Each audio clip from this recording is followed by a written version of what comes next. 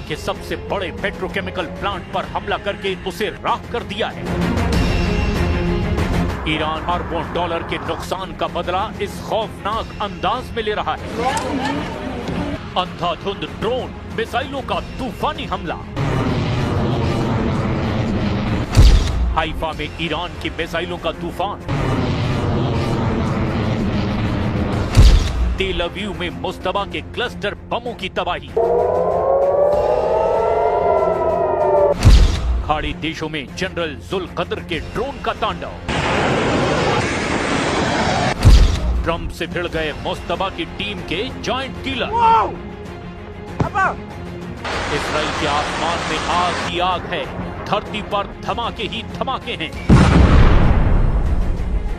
एक मिसाइल से 80 धमाके करके ईरान इजराइल को दहला रहा है। ये क्लस्टर बमों की मार है। हाइफा से तेल अवीव तक, वेस्ट बैंक से किर्यात शमोना तक भयानक हमलों ने इजराइल के होश उड़ा दिए हैं। इजराइल के गुश्तान इलाके में हमले के बाद की तस्वीर बहुत ज्यादा खौफनाक है।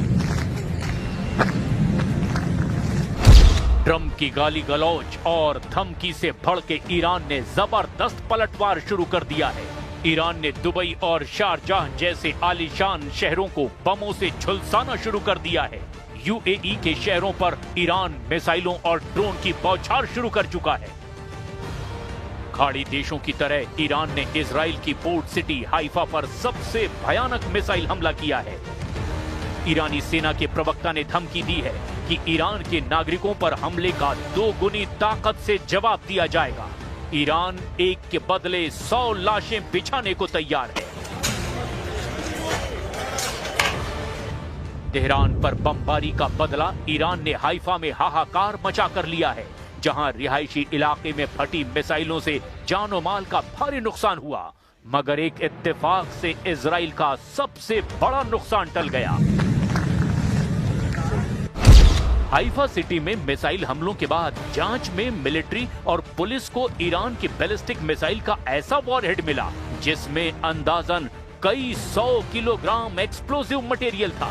मिसाइल के टारगेट से टक्कर के बाद ये वॉरहेड फटा ही नहीं, लेकिन टक्कर से निकली काइनेटिक एनर्जी की वजह से रेजिडेंशियल बिल्डिंग की कई मंजिलें गिर गईं। अगर वो वॉरहेड फट जाता तो ब्लास्ट से हुए नुकसान से पूरी बिल्डिंग ही तबाह हो जाती और आसपास के घरों को भी नुकसान होता, ऐसा रेस्क्यू फोर्स ने अंदाजा लगाया है। जांच के मुताबिक ईरानी मिसाइल पर फायर किए गए इंटरसेप्टर चूक गए क्योंकि प्रोजेक्टाइल टूट गया और उसकी उम्मीद के मुताबिक ट्रेजेक्टरी बदल गई। गनीमत बस इतनी रही कि 100 किलो का वॉरहेड नहीं फटा, वरना इजराइल में कोहराम मच जाता। ये हाइफा सिटी की वही ब्लास्ट साइट है। यहाँ सिर्फ मिसाइल की टक्कर से बहुमंजिला इमारत ढह गई। अगर धमाका भी हो जाता तो पूरा इलाका ही खाक में मिल जाता। اعلام کرده بودیم که هر تعرضی به اهداف غیر نظامی با پاسخ مضاعف به منافع دشمن در هر نقطه از منطقه روبرو خواهد شد. در صورت تکرار حمله به اهداف غیر نظامی مراحل بعدی عملیات‌های تهاجمی و تلافی جویانه ما ईरान की मिसाइलों का सबसे बड़ा सीक्रेट आउट हुआ है। ईरान की मिसाइल तकनीक को लेकर टेक्सास की एंजेलो स्टेट यूनिवर्सिटी के प्रोफेसर ब्रूस बेजटोल ने चौंकाने वाला खुलासा किया है। बेजटोल के मुताबिक ईरान के पास किम जोंग उन की मिसाइलों का सीक्रेट है, जिनसे ईरान न सिर्फ खाड़ी देशों इजराइल को बल्कि अमेरिका को भी बराबर की टक्कर दे रहा है। ईरान ने अमेरिका के सैन्य अड्डे डियोगो गार्सिया पर जिस मिसाइल से हमला किया उसमें किम की तकनीक इस्तेमाल की जाने का अनुमान है।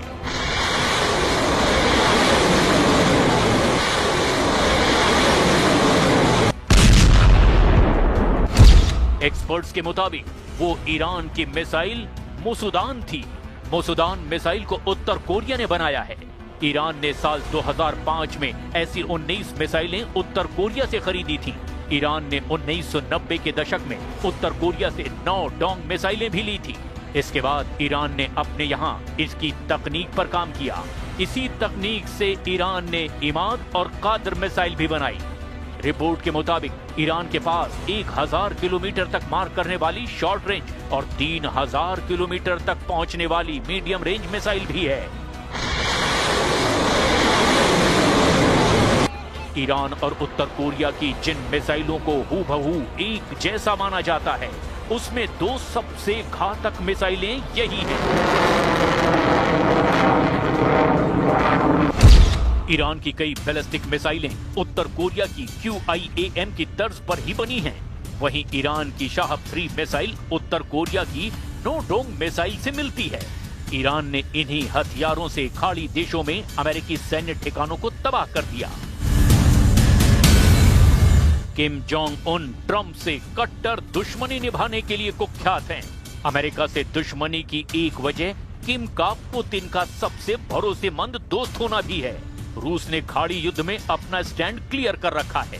पुतिन ईरान के साथ हैं। ट्रंप की नई धमकी के बाद क्रेमलिन ने बयान जारी कर गुस्से का इजहार भी कर दिया।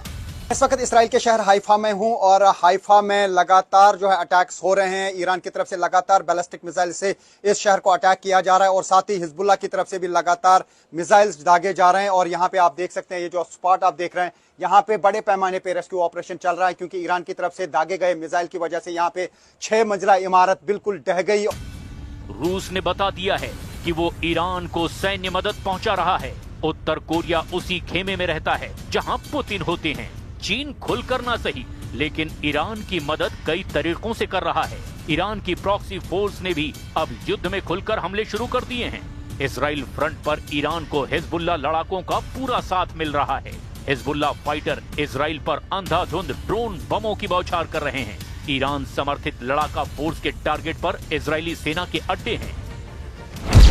हूथी लड़ाकों ने भी इजराइल को उलझाने के लिए हमले और तेज कर दिए हैं।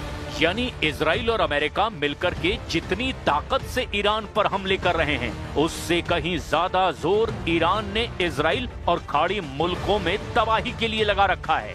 ईरान ने साफ कर दिया कि वो ट्रंप की किसी भी धमकी को सीरियस नहीं ले रहा। ईरान के टूरिज्म मिनिस्टर ने यहाँ तक कहा कि ट्रंप को गाली गलौज बहुत भारी पड़ने वाली है। Той агрессии, которая была развязана против Ирана. География этого конфликта расширилась, и сейчас мы все констатируем те последствия, которые мы имеем. ईरान की संसद ने उस कानून को मंजूरी दे दी जिससे हॉर्मुज स्ट्रीट में अमेरिका इजराइल की एंट्री बैन कर दी गई है। IRGC की तरफ से ये बयान आया कि हॉर्मुज में दुश्मनों ने कदम रखा तो उन्हें उड़ा दिया जाएगा। ट्रंप के भड़काऊ बयान के बाद ईरान के टॉप लीडर मुंहतोड़ जवाब दे रहे हैं। ईरानी संसद के स्पीकर मोहम्मद बागेर कालिबाफ ने वार्निंग दी है कि ट्रंप खाड़ी देशों को आग में झोंक रहे हैं। इराक के बगदाद में एयरपोर्ट के पास हमले कालिबाफ की धमकी को सच साबित कर रहे हैं, जहां अमेरिका के ग्रीन जोन के पास भयानक हमले शुरू हो गए हैं।